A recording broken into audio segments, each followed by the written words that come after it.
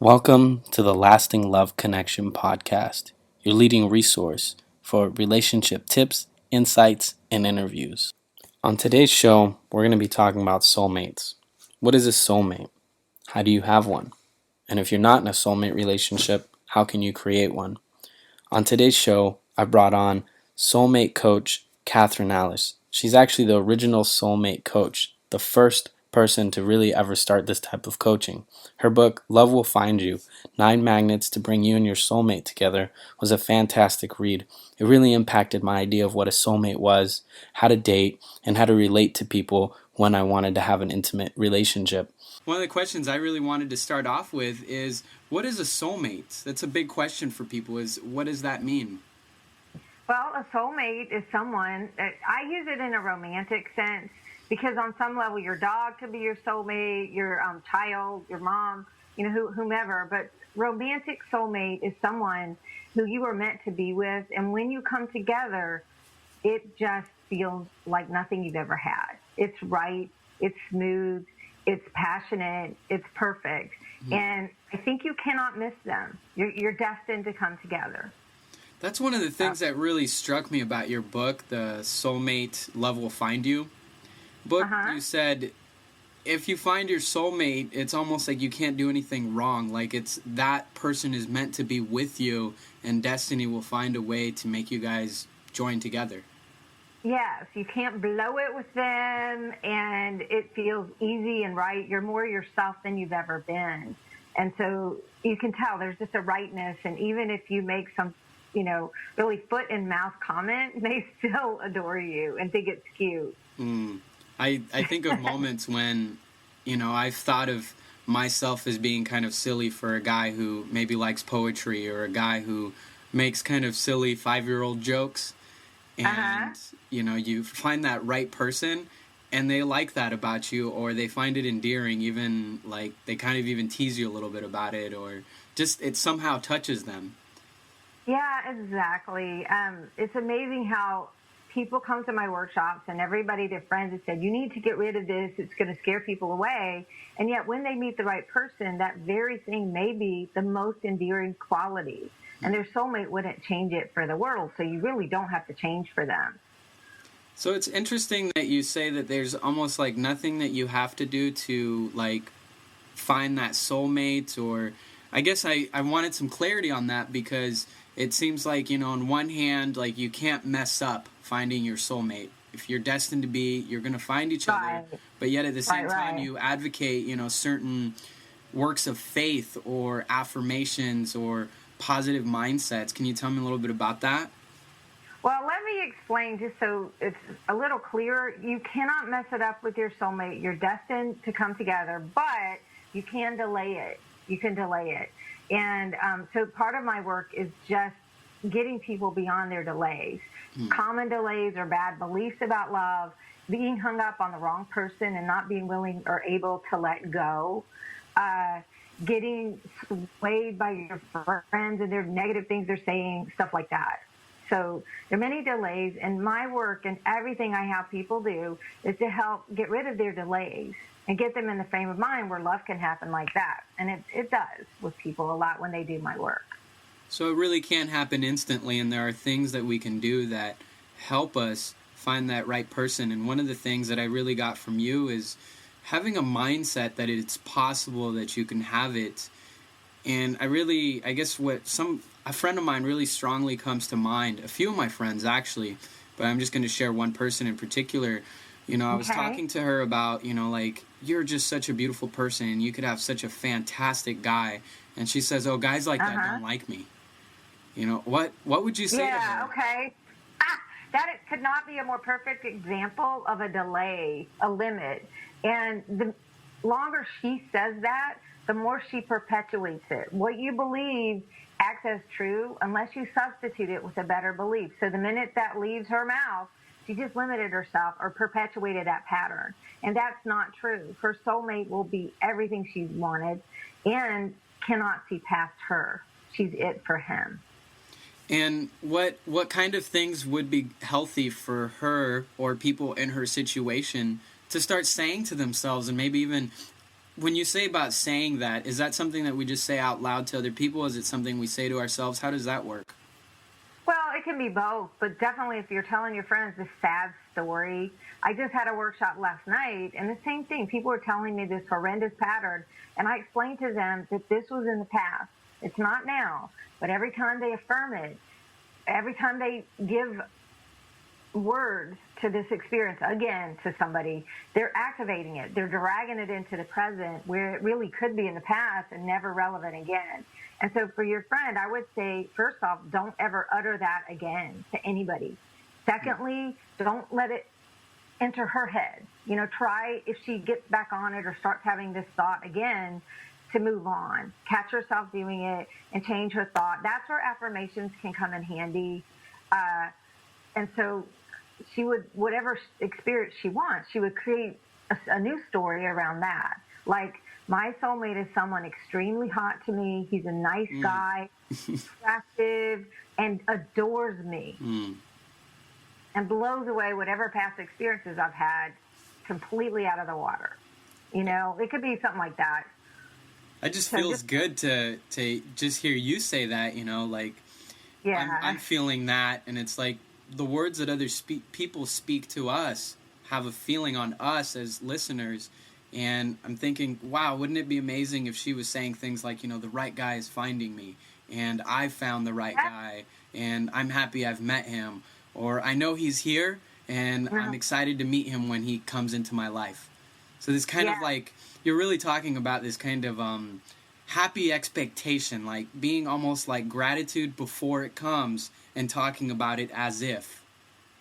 Absolutely, and that is irresistible energy. You get that energy long enough, and love cannot be denied. Here it comes. Next thing you know, that's why a lot of people read my book or do my workshops, and very quickly, even that day or the next day, meet somebody. They just got to that place. It's so magnetic, it cannot be denied. And that's the ticket, what you just said, Luis.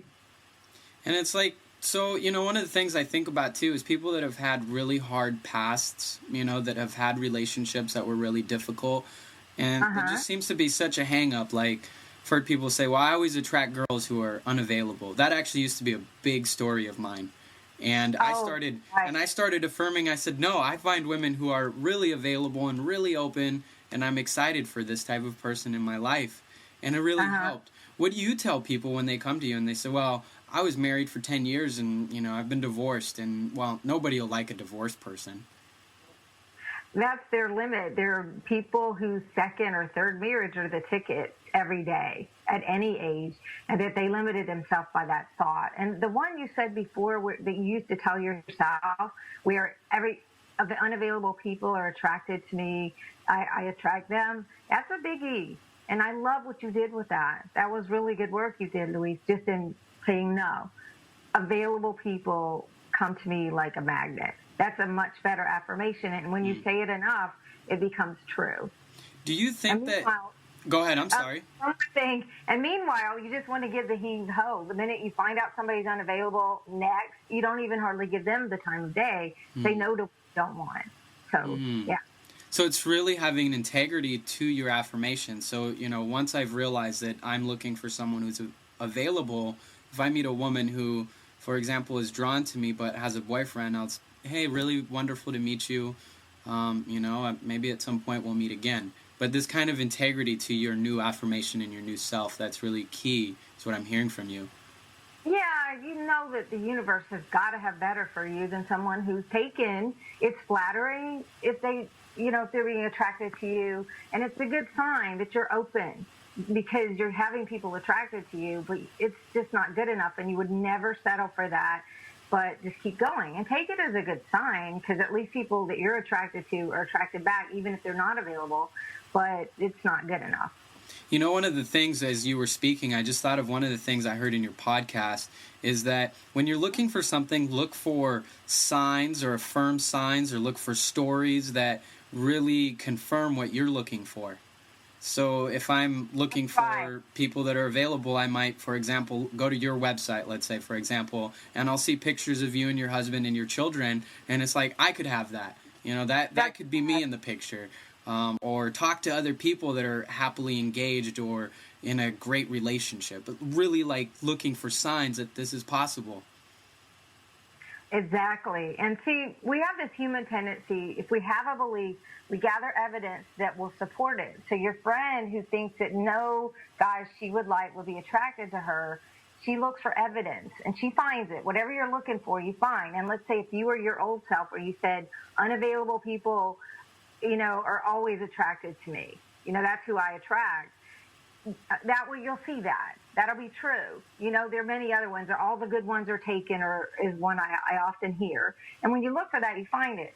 So when you do different evidence gathering, let's say I want a new belief, and that's that there are amazing love stories that are enduring, that last, soulmates do exist, and you start looking for evidence, you'll find that, and you get into this different world. So the fact is, because I'm a soulmate guru and I work with people in love and I'm happily married for over a decade, I see nothing but soulmates around me. I look for that evidence and I attract it. So when people tell me that, I believe them, but I don't have that experience. I only deal with so many amazing single people who are quite available and really hot. And I deal with a lot of soulmate couples who've been together for a long time. So that's what I see. And in the old days, I think when I was a miserable single, really having bad beliefs, I saw divorces all over. Now I don't see that. And you just look for different evidence, and all of a sudden it reinforces your faith. You're able to build a better belief and a better expectation, and then bam, it happens to you. And, one of the things I thought of too is you said, if you're affirming something, eventually you believe it or eventually it comes true. Are you saying that sometimes I might take a belief like, the perfect woman is in my life right now, or the perfect man is in my life right now. And let's say I've never had that experience. I've just had the experience the opposite. If I just start saying that and say it enough, does it work? Or how does that work? Is it just repeating the affirmation enough? No, I'm sad to say it's not. Especially that one might be unbelievable to you. Like there's a level at which you emotionally would not believe it because it's not showing up. So a better way would be to go, and this is actually true, my soulmate and I are already connected on the inner. The love of my life and I are already connected, and at the right time we come together, and that is starting to happen right now. You can believe that better because it reflects where you can see that you are, more than saying, she's already in my life, when clearly, not yet, not quite yet. And so to start with something believable is important. The reason I give people exercises, it tends to affirm they get in that frame of mind. So some of it can look kind of crazy, like wearing a wedding ring for a couple days, just to get the idea of what it feels like to be married or to be taken. For example, go plan your wedding. Women are more into that than guys. But, go try on wedding dresses, just things that get you in that energy. I had one of my clients was a publicist, and we were working, and all of a sudden her next account was a bridal chain. And so every day she was dealing with bridal stuff, and I told her, I think this is a sign. Well, sure enough, she met her guy shortly. They got engaged, and the bridal chain that she was a publicist for ended up planning her wedding. And she was even in some of their ads. So it was really nice. But you get that energy in your life. You focus on that, and that's where you go. I bet you just have tons of stories to tell people about these amazing ways that people use affirmations or beliefs, and then it comes into their lives. And I can really tell that allows you to carry so much belief that what you're teaching is true, that it's right on, and that it does happen. And I really love that, because when you talk, I can just hear that sense of certainty in your voice. Like you really know what you're doing and believe in it. Yes. Well, it's true. I'm so lucky because I live in this great world where people are always finding love. And I'm sure I must carry that energy. But I've got stories for days. A lot of people have used my work to find love, and I just love these stories that I have. There's some really good ones. I like that you're carrying that energy around for us, because we need people like that kind of help us in different areas, and you're helping out in a really fantastic area. I mean, relationships are just so important. It's the most important thing, in my opinion. One of the things that I thought about, too, while you were talking about changing beliefs or looking for ways to change a belief, I remember that, like I told you, I used to have the belief that women that are unavailable don't find me. And I didn't notice that I had that belief until I said, wait, I just found like 2 or 3 women that I thought were really awesome, but were unavailable. And I told my mom about this, actually. She's kind of like one of my gurus. I love her. And she said, Luis, it seems like you have a pattern. And this pattern is, you got to thank the pattern for showing up. And it's showing you that you're finding women that you really enjoy but are not available. Maybe you want to change your belief around that. Like, I find women that are available. And I changed that belief, and one of the things I did to change that belief, actually, is I watched movie clips of different movies. So Meet Joe Black, this is where, like, the corny side of me shows up. But I watched Meet Joe Black. It was one of my favorite movies, and I actually just had a scene that was maybe about a minute. There's a part where he meets the girl in the cafe, and they have a really just magnetic conversation. And I would watch that, and it made me feel so good when I watched it, that I would just watch it and I would start envisioning that would be me having those feelings. So it wasn't just me watching a movie feeling good, it was me feeling those feelings. So I guess, do you think that like watching a movie or music that gets you into that feeling that you're looking for helps? Oh, absolutely. And by the way, your mom sounds wonderful. She is. Love you, Mom. So, yeah, music absolutely helps. I tell people, make a love mix that you're going to use on a date, on a romantic date, just to get in that mood. And the same thing with movies. I actually recommend movies. I have a whole roster of movies I recommend to people who do my work, because it is, and you did the perfect thing, Luis, in that you put yourself in it. And you were experiencing that exact same thing. And it doesn't really matter. Your consciousness doesn't know the difference between really experiencing something and just imagining it via a movie or through music or anything else. And so that's really strong work you did. And I would invite anybody who's listening, same thing. Go look for romantic movies about soulmates that kind of get you in that mood, that affirm your feeling of romance and just about soulmates. That's very good. One of the things, too, that I thought about it, the thought just kind of left me for a moment, but, oh, man, I hate it when those, like, thoughts, I just had, like, a really awesome thought. It'll come back. So, yeah, I mean, watching, I know what it was, is what do you tell women that they have the hang-up about their body? Women have a lot of body image stuff coming at them all the time, and so a lot of women say, oh, I'm this or that, and I've dated some really fantastic women that will say, oh, I'm too fat, or I'm ugly, and I'm like, no, where did you get that idea? What do you tell these women that are carrying these thoughts around? Well, I tell them, first off, when your soulmate is kissing you all over your body, it's hard to still have body images when they're worshiping every piece of you. But beyond that, your soulmate won't see all that. They're seeing the parts they don't have if you're heterosexual. They're seeing the beauty of you. And if you've ever loved somebody, you know that. Even if they don't have everything you want, or they have a characteristic you're not enamored of, it's part of them. And you love every bit of them. And we all know how that feels. And so it's the same with your soulmate. You are it for them, and they love you. And it's just you they want. They don't dissect you in the way many people do when they look in the mirror. You're looking at yourself with critical eyes, and your soulmate is not seeing you anything like that. So, yeah. But it is a common issue. What's that? It's a common issue, that's for sure. Yeah, and it sounds like one of the big ways that you help people kind of surmount that is to really think about, well, what is your soulmate going to see? Yeah, definitely reframe it, because I've never seen that keep anybody from love. And we have people who are quite overweight, even obese, find love. There are no limits like that in love.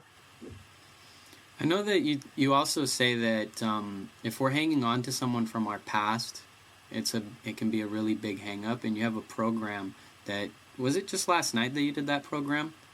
I did the live workshop, my yearly Releasing a Person, just last night. And there's also a CD for the many people who can't make it live, because it's such a common, when I directed a crisis support team for many years, the biggest cause of suicidal thoughts and people coming in really on the brink of suicide was that heartbreak, suffering from a breakup, attachment to somebody where it wasn't working out. It's a source of pain. You can look in the newspaper every week and see these amazing stories of people who needed to let go, but instead acted out in a really bad way.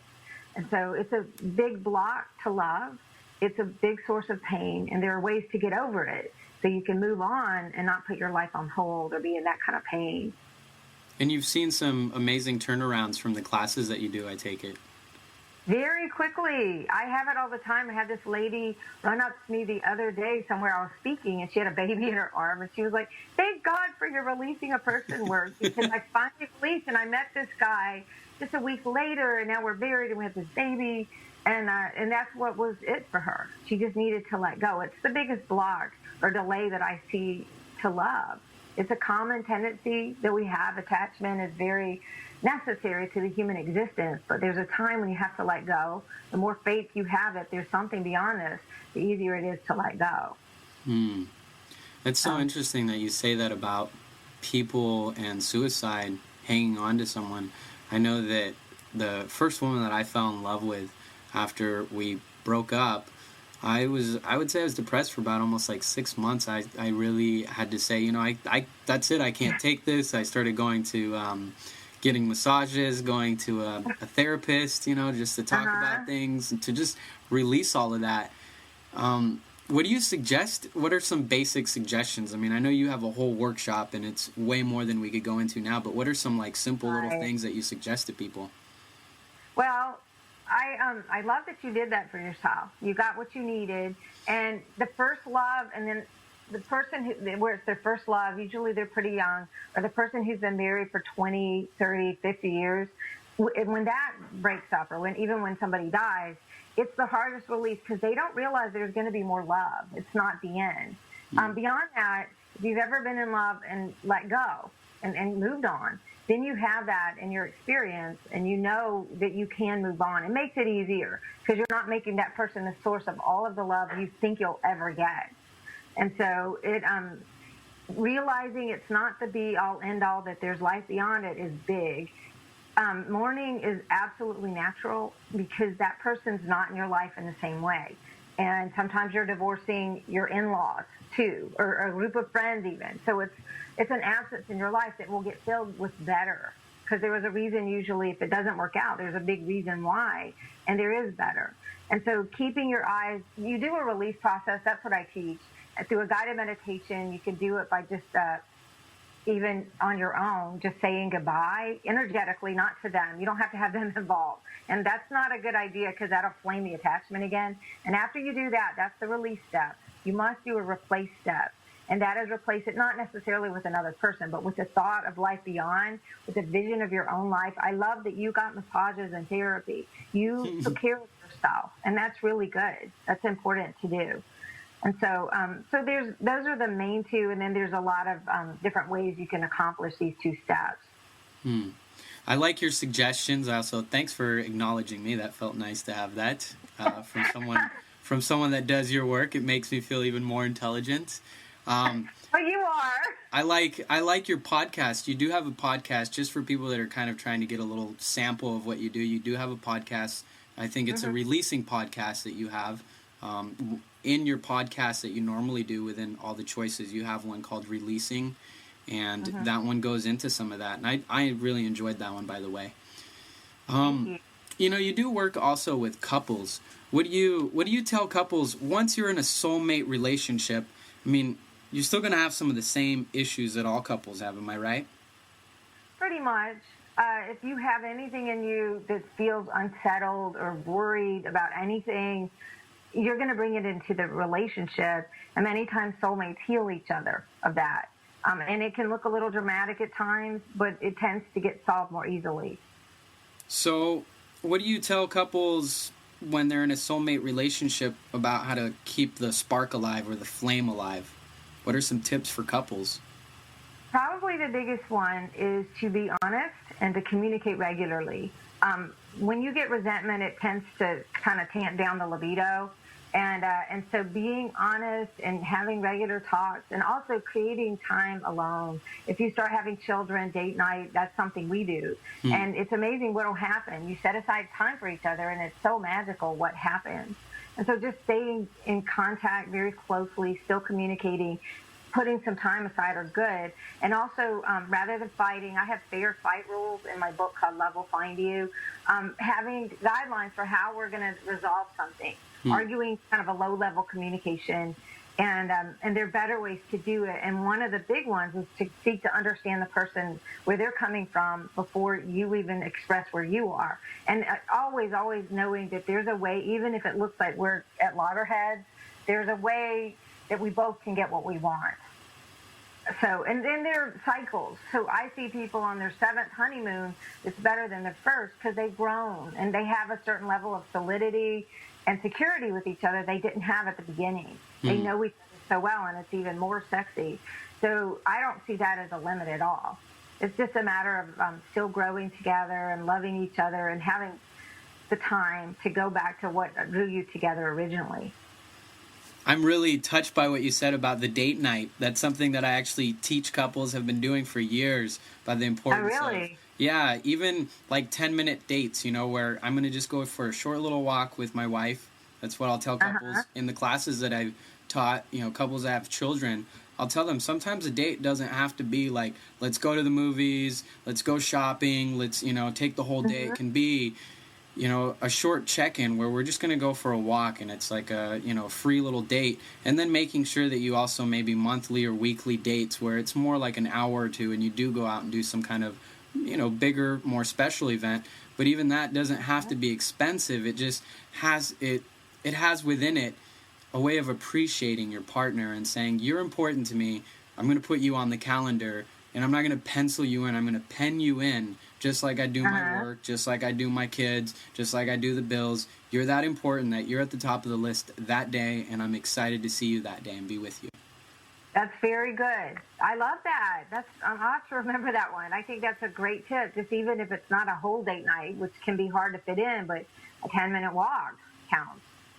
Another thing, too, that I tell couples is I just felt like sharing some of the stuff, some of the little secrets that I really love.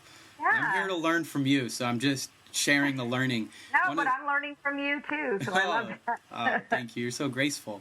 One of the things that I tell couples is have like a greeting ritual. This is one of my favorite things personally. I personally just love it. So when your partner gets home, give them a hug that's like 2 breaths long,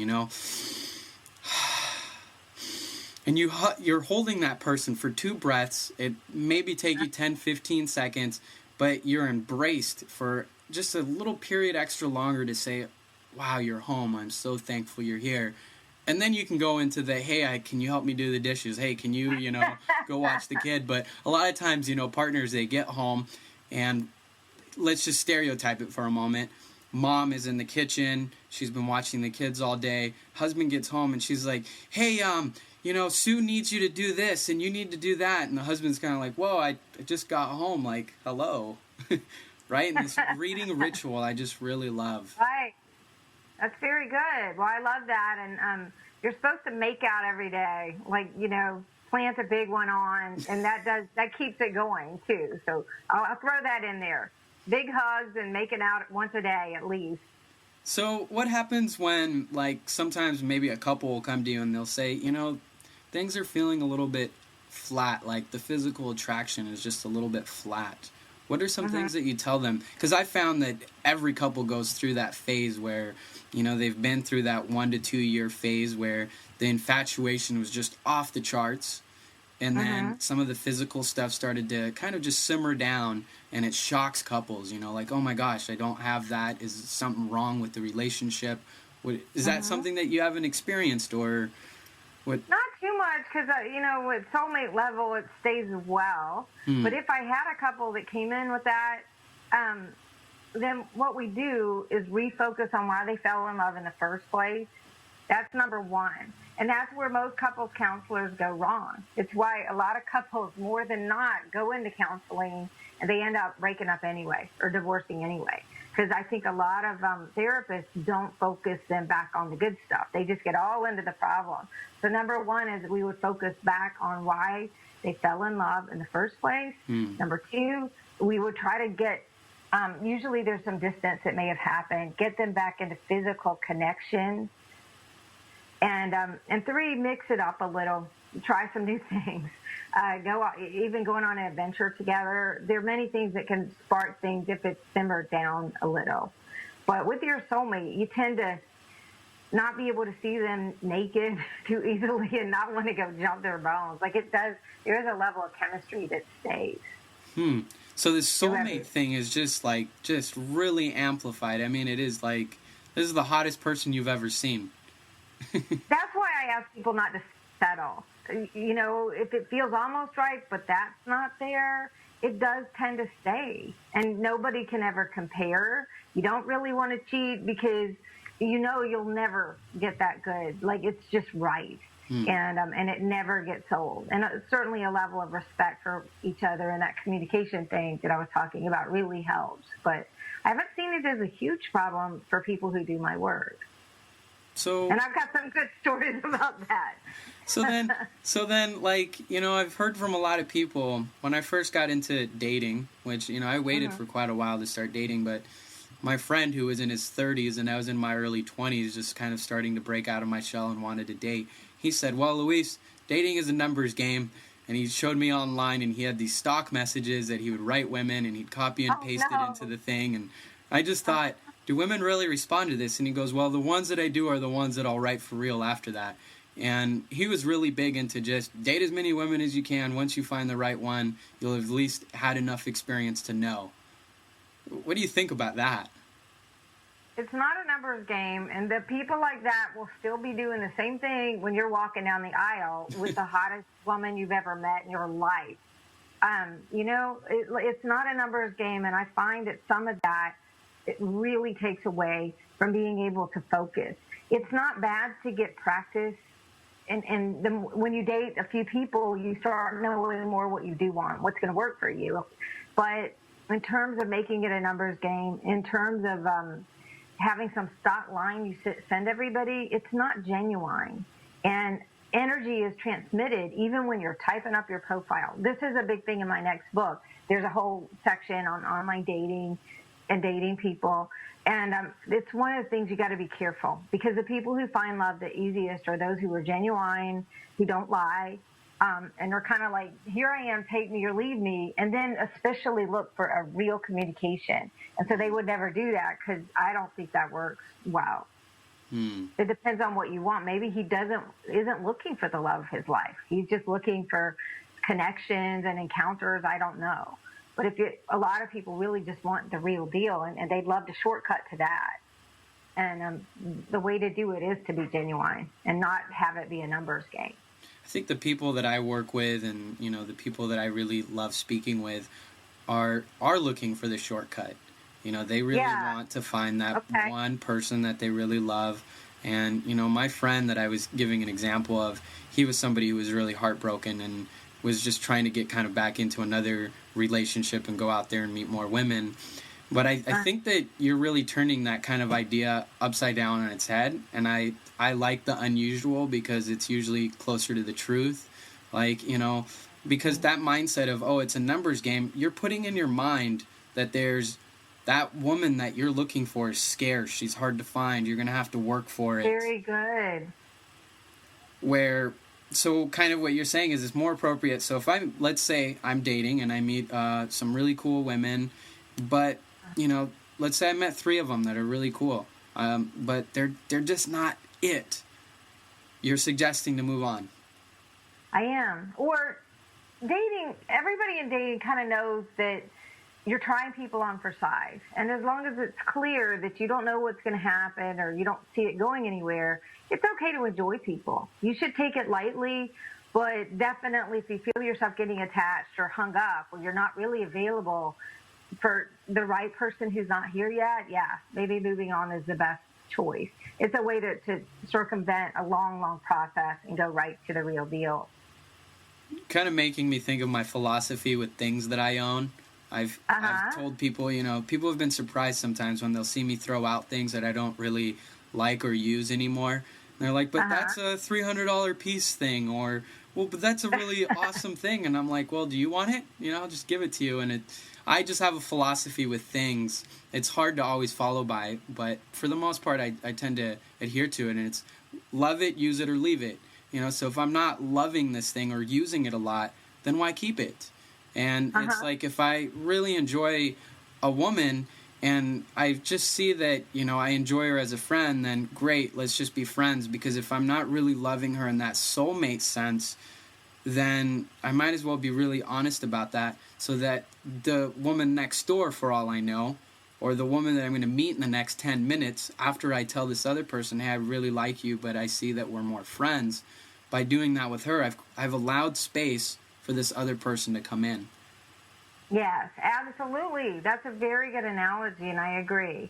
And that's my whole releasing, is just to get rid of the baggage, get rid of dead weight, and stay free and light. And that's a step. After people do the releasing, I ask them to symbolically clear out some space to say, I'm making room for the new.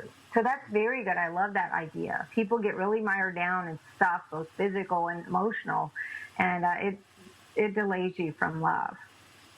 There's this, I don't know, I just thought of sharing this like really cool little thing. I don't know if I'll include it in the podcast, but it's a meditation that I really like, and maybe you'll end up using it with the people that you work with, so I wanted to share it with you. So when I was first really trying to start dating, I found that I was extremely nervous around women that I felt attracted to. Like, as soon as I felt like, wow, this woman's amazing, my hands start shaking. I gotta go, right? This is kind of this sense of just feeling really uncomfortable. And by the way, if there's a certain time that you need to go, just let me know. Or if you have a... Okay. But so what I read in this neuro-linguistic programming book, a way to create new feelings within yourself. And what that meditation asked is, think of 3 feelings that you would like to have in a situation in your life. So one of the feelings that I wanted to have in my life was, I wanted to feel really calm and peaceful. So if I'm talking to a woman and I enjoy her, I really want to feel calm and peaceful, like I can talk to her from my heart. And it asked, okay, so once you've identified the feeling that you would like, think of a situation that you've already experienced in your life where you've felt that feeling. So I closed my eyes and I recalled doing yoga. Yoga really makes me feel peaceful, and I thought of a specific moment where I did yoga and I was laying down on the mat and I just felt so peaceful. And then as soon as you feel that feeling, you do something interesting with your body to really lock that feeling in. So, I might go like this with my head if that's something I don't normally do, or put my hands like this. I chose to put my hands on my stomach. And I remember, meeting some really awesome women. I actually used to work at East West Bookshop. And you came there and did a seminar, and it was packed. Yeah. I remember when you came there. But I remember meeting a really awesome woman that I actually ended up dating, and I started getting nervous. Like within 2-3 minutes of talking to her, I put my hand on my stomach, took a deep breath, and I was calm. It just, boom, that brought that feeling in. And I find that really helps. It's a really great way to anchor that feeling. That's great word. You bring up a good point. And when people are opening up to their soulmate, the time they mostly choke is when they see somebody who's wildly attractive to them. They can be the most outgoing person, but then they see someone they really would like to talk to, and they get intimidated. And the fact is that the person who you're most attracted to is also most likely to be your soulmate, because it's somebody who's really hot to you. And it's not the best time to shrink away. And so any technique like the one you talked about, where you're meditating, doing yoga, finding a calm spot, is good. And I have a technique that I developed. I did this date for your soulmate telecourse last year, and we actually came up, connecting with someone attractive was the hardest thing for everybody. And so we developed a technique so they would get over that and be able to connect with that person in a way that's non-threatening, that feels centered. And it requires an attitude adjustment to understand that there is nobody out of your league. There's no such thing as updating. That's what they call it when you're dating someone out of your league. I don't believe in leagues. We're all equal. Your soulmate is in your league, no matter how hot you may find them. And there's a way to access that truth and to get yourself in a place where you can talk to anybody and they want to talk to you back. And so that's a technique that I developed to help people through that. It's very common. It is really common. I find that a lot of people do tend to categorize other people. They see somebody and they go, "Oh well, she's way too pretty. She wouldn't want to talk to me," or "Oh, I know. I'm this or that." What do people need to start doing when they come across that? I mean, that's so outlandish to me. I had a friend once tell me that I told him I like this girl, and he said, "Oh, she's out of your league." Yeah, he said that. He said she's out of your league, and I just well, thought, that's just wrong. You have to tell that friend that was not helpful. That's awful. No, but what I see is that people, the old way and a really bad dating technique that people to this day still teach is to insult that other person. It's called a nag in the seduction community. You insult them to bring them down to your size. I think this is the wrong way to go, a more integrous way to go, and one that will produce what you want. Instead is to build yourself up and remind yourself of how special I am. It's a self-esteem issue. And so a lot of, let's say geeks, since you mentioned that, or nerds, a lot of them are dating very hot women because they have found their self-esteem by being good at what they do or in some other way. And ideally, you're going to know you're lovable no matter who you are and where you are in life. You've got to get back to that. You knew that when you were really small. And so I teach people how to get back there, build themselves back up, because then nobody's out of my league. Anybody will be interested in me, certainly my soulmate, no matter how hot they may be, and they're probably going to be pretty darn hot. And so it's important to do that. And then also to get some basic skills. Instead of building them up and putting them on a pedestal, you're going to put yourself up there with them on the pedestal. And then you're going to use some basic humanizing communication, knowing that it's just another person and they need to be talked to as well. And then people are just amazed at the results when they do that.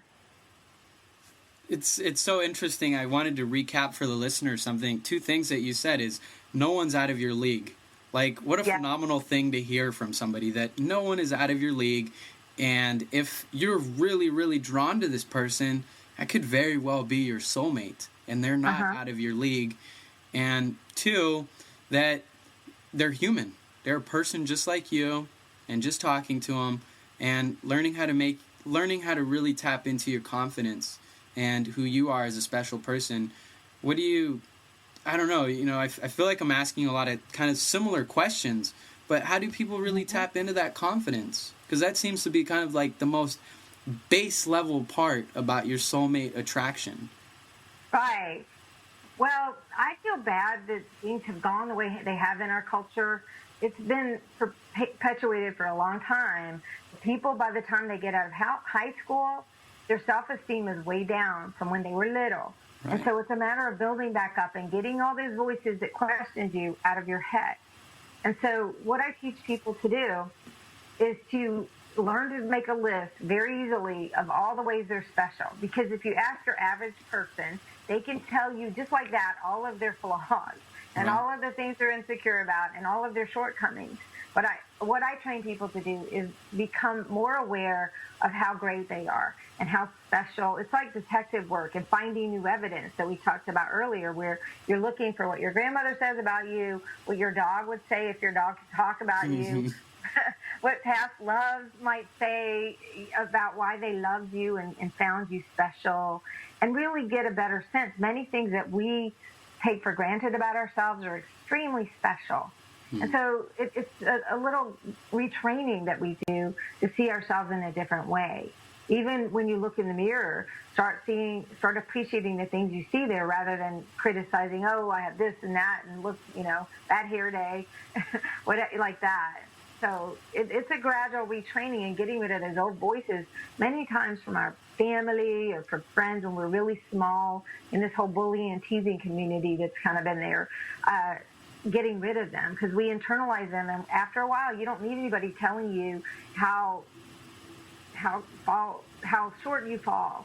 So it's a retraining, a refocusing, but you really can get there easily. So many people do that. It's a joy to behold. And we can reprogram ourselves. I have a friend who told me that in high school he went on a date with this girl, and one of the first things that she asked him was, tell me 3 things that you really appreciate about yourself. And he said that he still can't really completely figure out that, like, how to answer that question, you know. But if you ask about Wow. flaws, we just have a list of them. Well, I'm this or that. And you made me think about reframing too some of the things that we carry around. You know, kind of back to the thing I was saying about my own beliefs about dating and women. I used to really think that women weren't attracted to a guy who liked working out. You're going to laugh at this probably. I think most women would laugh now. Because Uh-huh. I've looked at it and just thought, how could I carry that? So women wouldn't like a guy who likes working out, who likes poetry and expressing his feelings. That's, you know, and then I sat down and I thought, wait, isn't that kind of like everybody's ideal guy? Is that okay? That was a good realization because it sounds like catnip to me. Yeah. But I just thought, well, you know, this was in high school that I had these thoughts, and then I carried them around for a long time, though, too.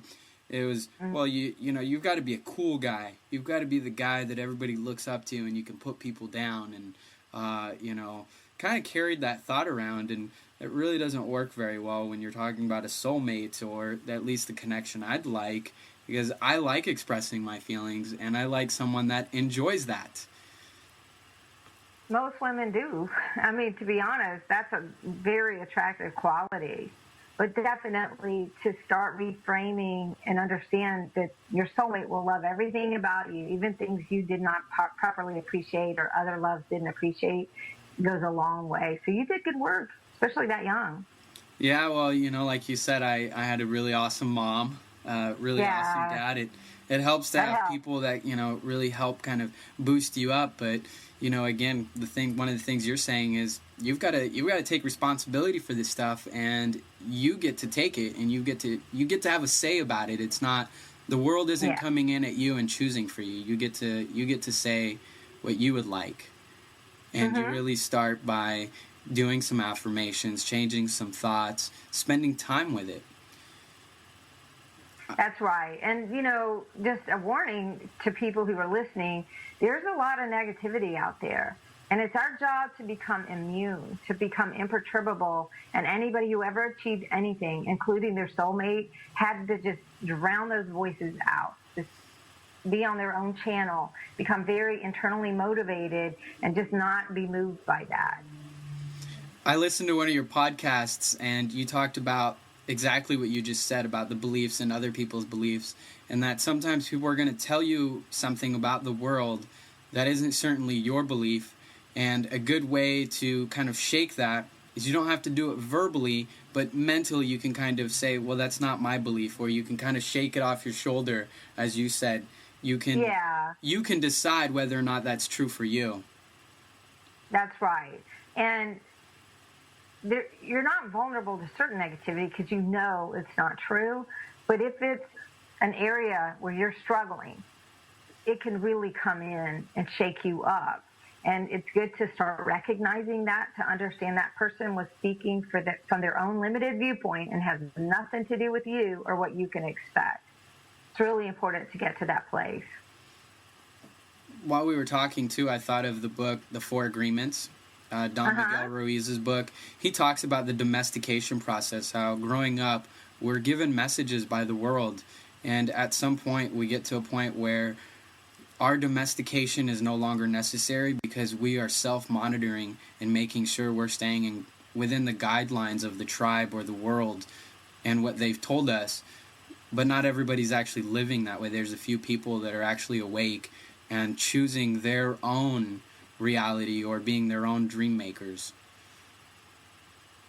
I agree. And that book is one of the books I recommend in the back of my book, Love Will Find You, for that very reason. And I'm hoping it's changing. My children go to a school that's very different, where they're not brainwashed to be a certain way, but instead encouraged to be who they are. And there's a lot of room for them to express in their own way and a lot of acknowledgement.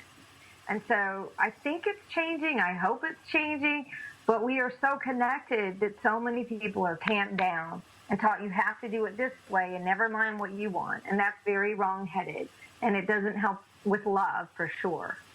You mentioned your kids. I'm curious, what are some things that you do to kind of help them and guide them in their belief making?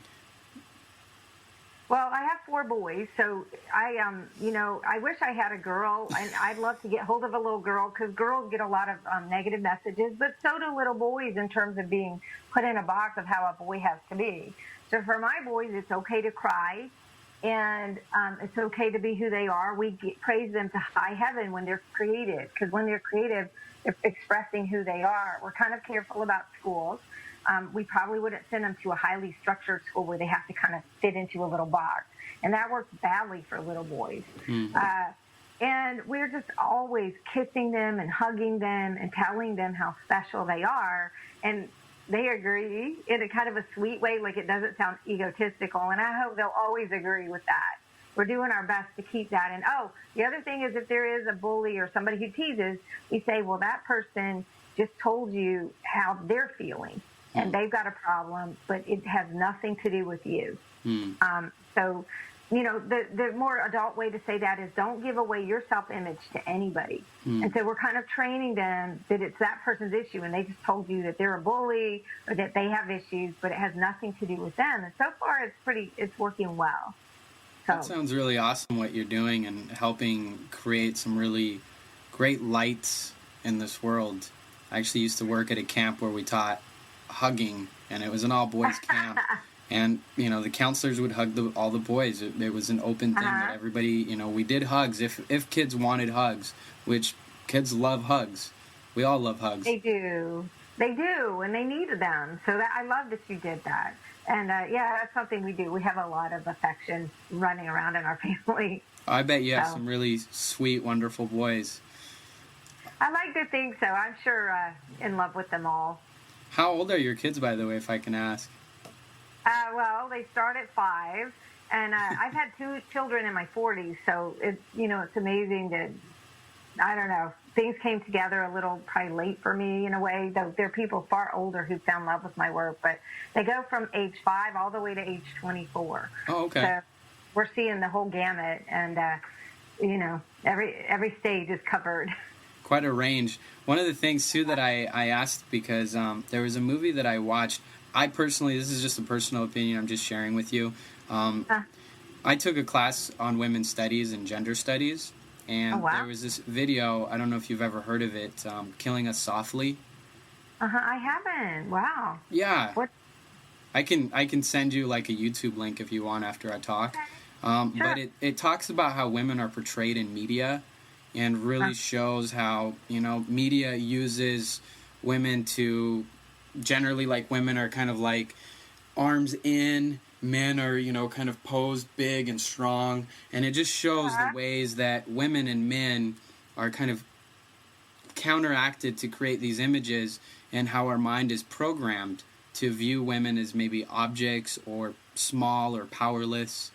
And I actually think that it's a really cool thing to show boys. I mean, I took that class and I thought, wow, yes, like, this is really empowering as a male, because now I have a perspective on what women have to go through every day, or how the world expects them to be.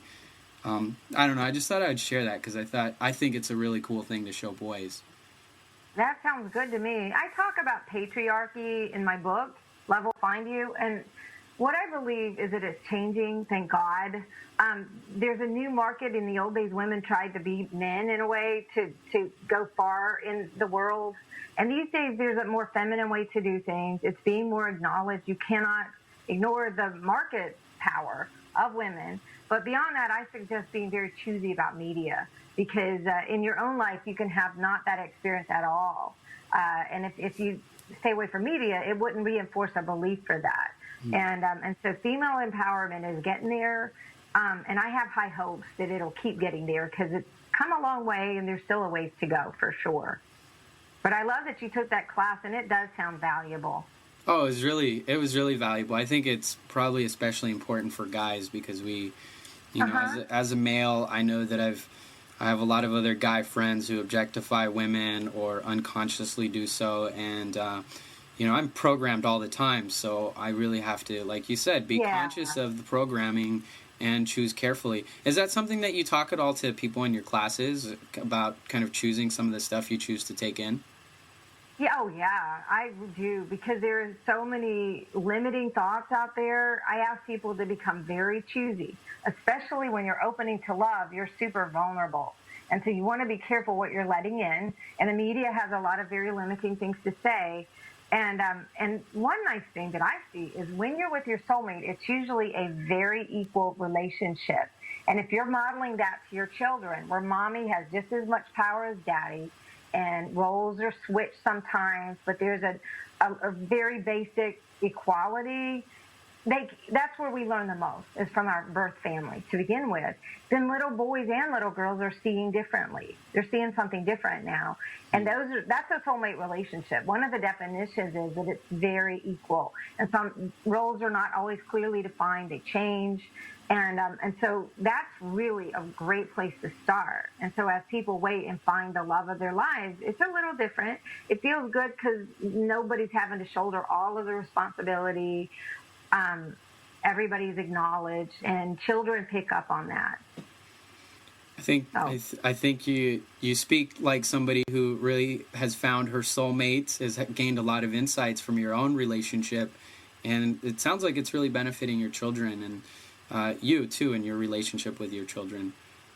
Well, thank you. Yeah, I like to think so. I certainly walk my talk as much as I can, because it certainly strengthens my message, and I feel so lucky to have gotten where I am. So, because I do know what I'm talking about that way. I've experienced it myself. So, I'm noticing the time. I want to make, be cognizant of your time. As kind of for closing, I'm curious, is there any kind of last messages that you like to leave people with, or any kind of points that you'd like to, take home points for people?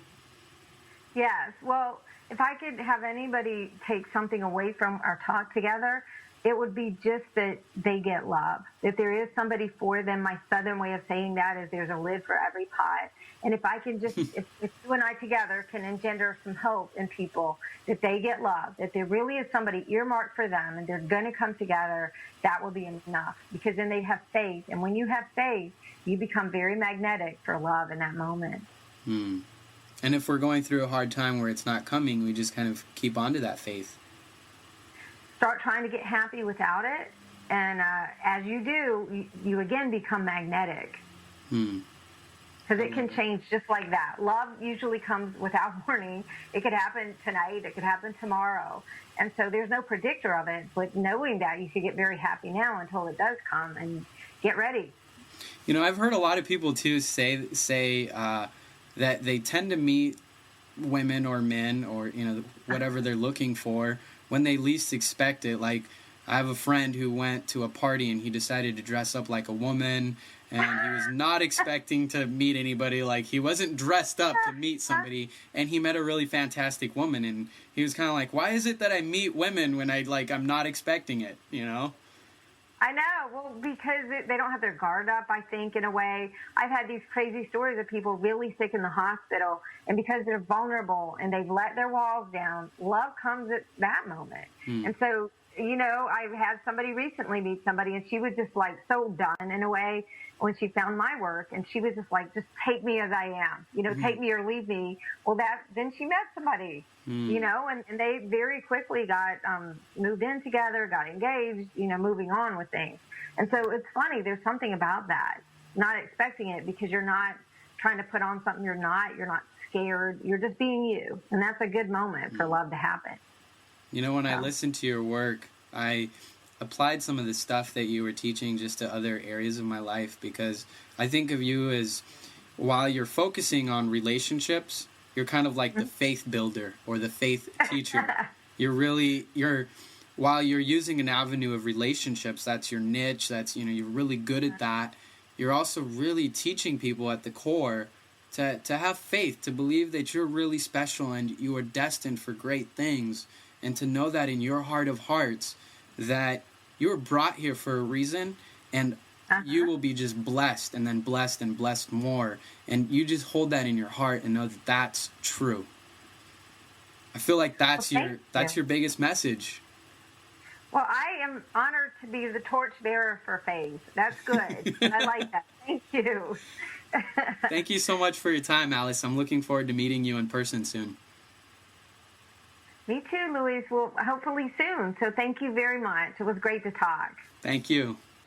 If you've enjoyed today's podcast, subscribe to the channel, leave us a review, and head on over to lastingloveconnection.com for your free video training on how to break patterns and start talking. Until next time.